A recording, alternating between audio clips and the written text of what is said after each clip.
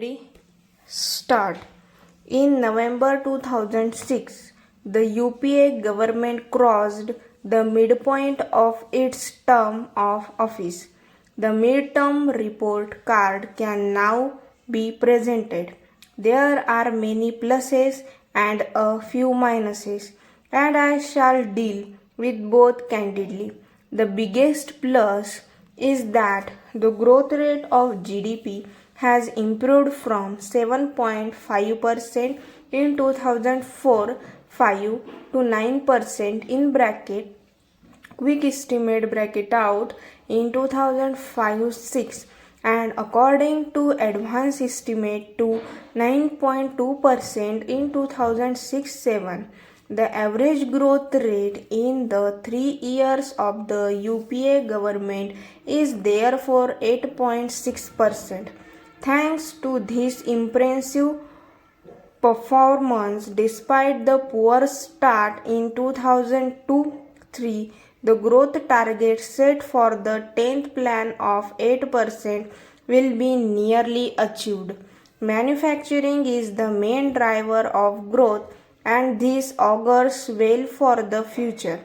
In the 3 years of the UPA government, the growth rate in manufacturing has accelerated from 8.7% to 9.1% and further to 11.3%. The services sector continues to maintain impressive growth and has recorded in the 3 years the growth rate of 9.6%, 9.8%, and 11.2% respectively. On the other hand, the agriculture sector has witnessed sharp ups and downs. Average growth during the 10th plan period is estimated at 2.3%, which is below the desired level of 4% a year. About 115 million families are classified as farming families. Furthermore, a country with a large population has to be nearly self-sufficient in essential food items, otherwise supply constraints could upset macroeconomic stability and growth prospects. Hence, agriculture must top the agenda of the policymakers and must hold the first charge on our resources. In a short while, I shall place before this House a number of proposals in this regard. To continue with the report card, per capita income in 2005-6 in real terms increased by 7.4%, and the savings rate has been estimated at 32.4%, and the investment rate at 33.8%. Initiatively, I believe that these high rates have continued in the current year too.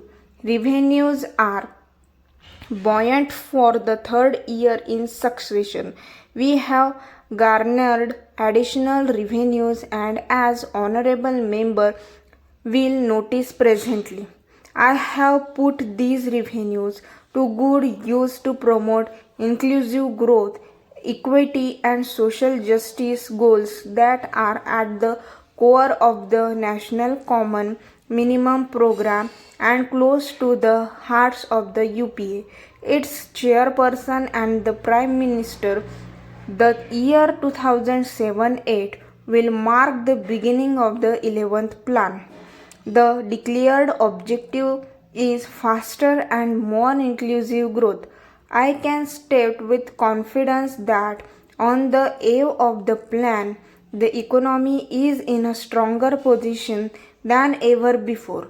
It therefore behoves us to set higher goals.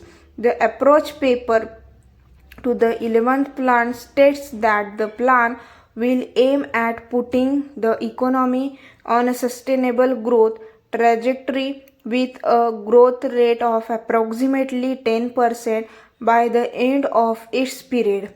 Among the other objectives of the plan are growth of 4% in the agriculture sector, faster employment creation, reducing disparities across regions, and ensuring access to basic physical infrastructure as well as health and education services to all. I have kept these objectives in mind while allocating resources to various sectors. In the second year of its implementation, the National Rural and Health Mission is on schedule to meet its timelines. The institutional integration of all the health schemes at the district and lower levels has been achieved. All districts in the country will complete preparation of district health action plans by March 2007. Stop.